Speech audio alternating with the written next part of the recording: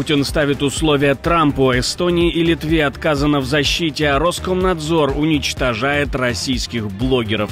Обо всем этом расскажу подробнее в эфире «Нехта». Самое важное и интересные новости. Когда американская армия уйдет с континента, какой план у Европы? Скандал с белорусскими тракторами. Почему молчали польские власти? Амнистии не будет. Что придумали в Госдуме, чтобы выпускать зэков с пользой для Путина? Спасибо, что смотрите, спасибо за доверие. Не забывайте ставить лайки, не забывайте оставлять комментарии и не забывайте подписываться на каналы. Все это очень несложно. Поехали. Трамп требует от Кремля остановить удары по Украине. Путин не против, но выкатывает условия. Президент США призвал Россию немедленно прекратить все обстрелы, и это одно из первых прямых требований Дональда Трампа с момента его возвращения в Белый дом. Мы разговариваем с Россией, мы хотели бы, чтобы они прекратили обстрелы. Мне не нравятся бомбардировки, они продолжаются, и каждую неделю убивают тысячи молодых парней. Кремль уже отреагировал. По словам бессменного представителя Путина, он, цитирую, «поддерживает идею прекращения огня», но сначала нужно прояснить ряд вопросиков. Эти вопросы висят в воздухе, пока ответа на них никто не дал. Связано это и с неподконтрольностью киевского режима, и с невозможностью киевского режима контролировать действия целого ряда экстремистских и националистических подразделений, которые просто не слушаются Киева. Это связано и с планами дальнейшей милитаризации Киева и так далее и тому подобное. То есть Москва не отказывается, но и останавливаться прямо сейчас не спешит. Впервые за долгое время появляется шанс на паузу в войне, но пауза — это все еще призрачно. Станет ли это началом диалога или очередной игрой на затягивание? Как вы думаете? Пишите в комментарии, готов ли Путин приостановить хотя бы боевые действия. 50 стран срочно обратились к Белому дому с просьбой о переговорах по поводу новых пошлин. Мол, давайте договариваться, лишь бы не развязалась полномасштабная торговая война. А какое влияние оказали эти пошлины на мировую экономику, мы с вами говорили в предыдущих выпусках «Ну и новости». Белый дом тем временем оправдывается.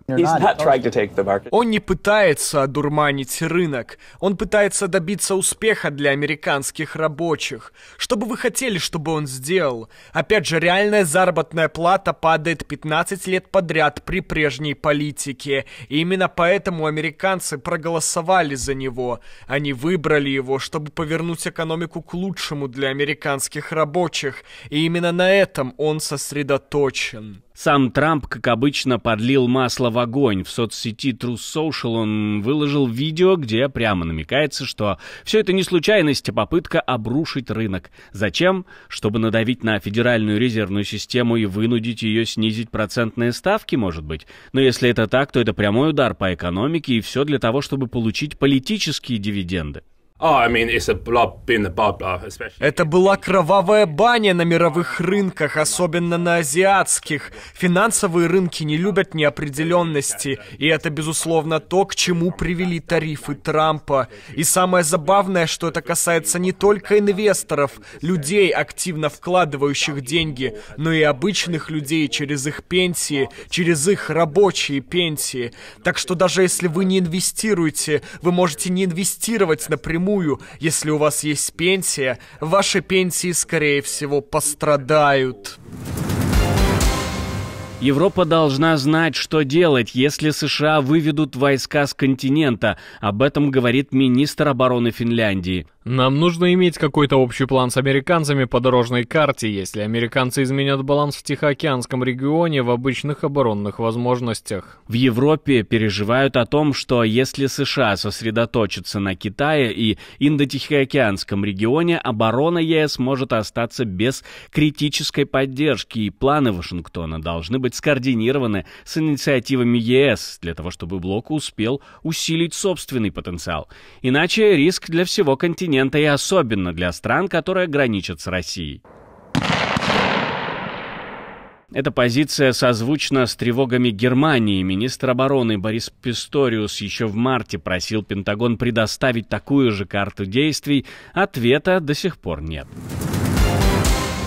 Вместе с тем Евросоюз отказывает Эстонии и Литве в финансировании стены дронов на границе с РФ. Об этом сообщает литовский телеканал ЛРТ.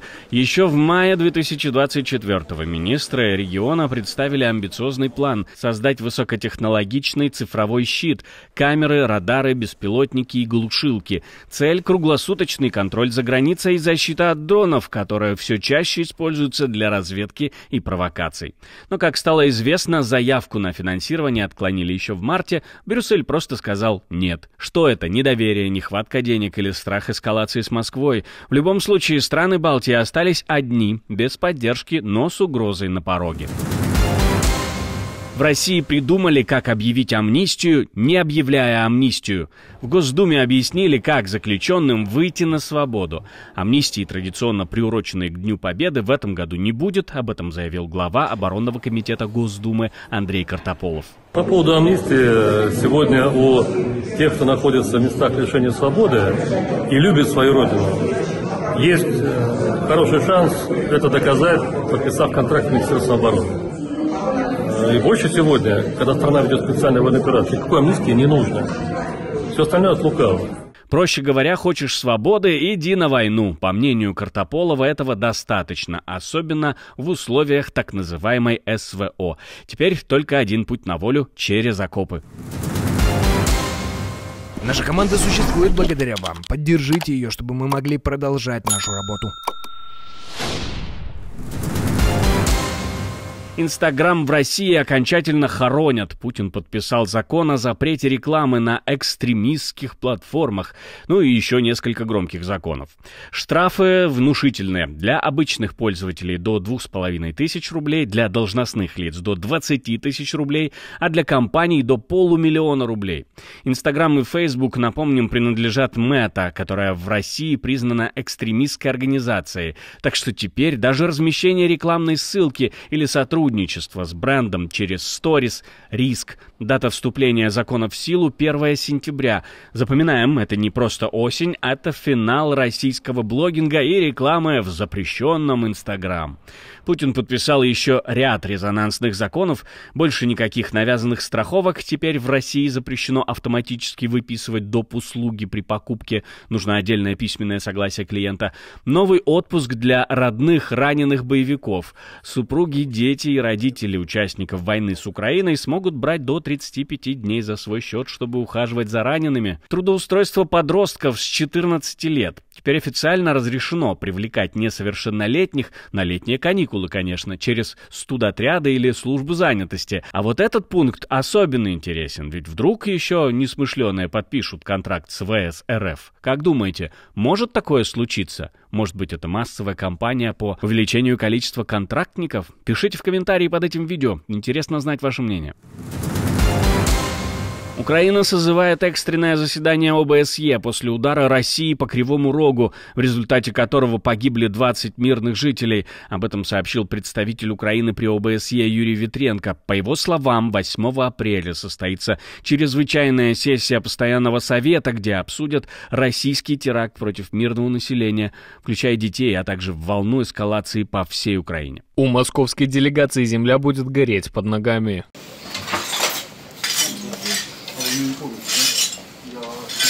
Напомним, 5 апреля российские войска нанесли удар баллистической ракетой по жилому району Кривого Рога.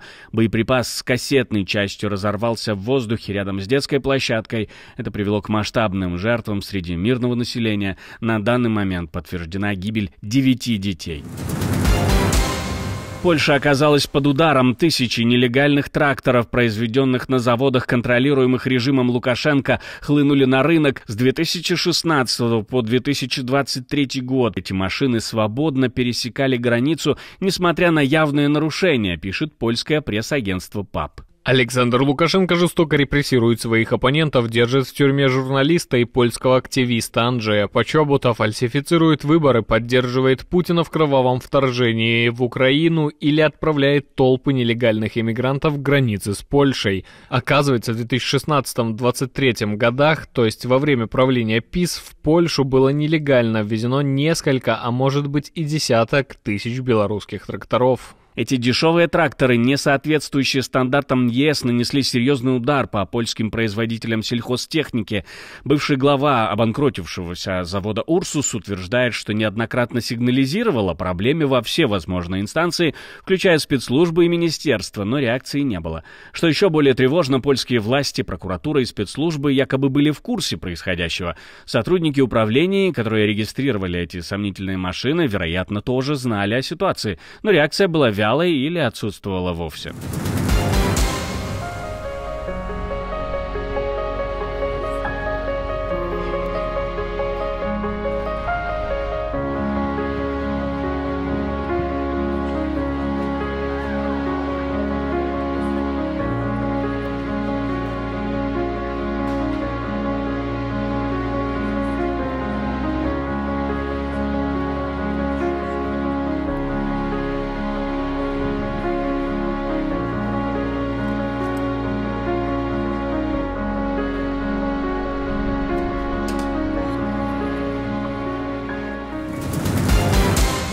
Спасибо, что смотрите, спасибо за доверие. Не забывайте про лайки и комментарии, не забывайте подписываться на канал, и про кнопочку «Супер спасибо» тоже не забывайте. На этом у меня все. До встречи и хороших вам новостей.